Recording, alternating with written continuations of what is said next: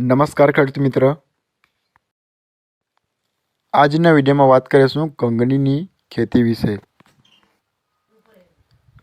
ઉનાળામાં કંગનીની ખેતી કરીને વધુ આવક મેળવી શકાય છે। આ કંગની માત્ર 3 જ પિયત આપીને આ પાક તૈયાર થતો જોવા મળે છે। ઉનાળુ કંગનીમાં કોઈ પણ જાતનો રોગ જોવા મળતો નથી। આ પાકમાં ઓછા ખર્ચામાં વધુ ઉત્પાદન કહી શકાય।